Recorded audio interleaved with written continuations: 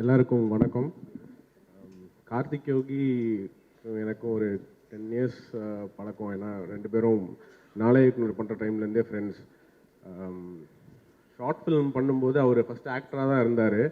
அவர் என்ன ஆச்சுன்னு தெரில, நடிக்கிறதுக்கு நான் டைரக்ஷனே பண்ணிடுவேன்டா அப்படின்னு சொல்லிட்டு இங்கே வந்துட்டாருன்னு தெரில.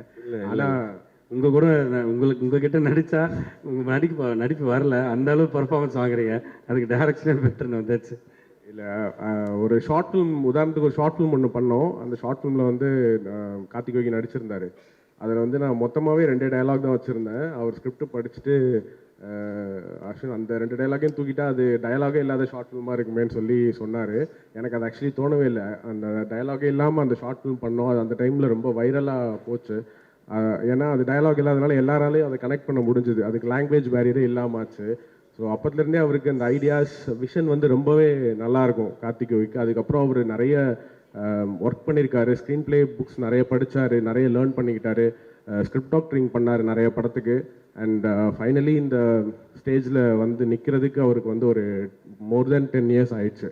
ஸோ ஒரு பெரிய உழைப்பு இருக்குது இதுக்கு பின்னாடி.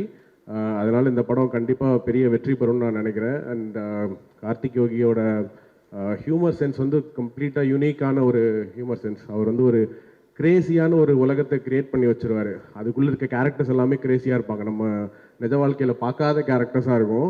அது வந்து ரொம்பவே சூப்பராக ஒர்க் ஆச்சு. ஈவன் டிக்கிலோனால சூப்பராக ஒர்க் ஆச்சு. அதே மாதிரி இந்த படத்துலையும் சூப்பராக ஒர்க் ஆகிருக்கு. நான் படம் பார்த்துட்டேன், எனக்கு ரொம்பவே பிடிச்சிருந்தது. ஒரு தேட்டரில் ஒரு பக்கா என்டர்டைனராக இந்த படம் இருக்கும். ஸோ இந்த படத்தில் உழைச்ச எல்லாருக்குமே என்னோடய பாராட்டுகள். இந்த படம் வந்து மிகப்பெரிய வெற்றி அடையணும்னு நான் வாழ்த்துக்கிறேன். தேங்க்யூ. தேங்க்ஸ்.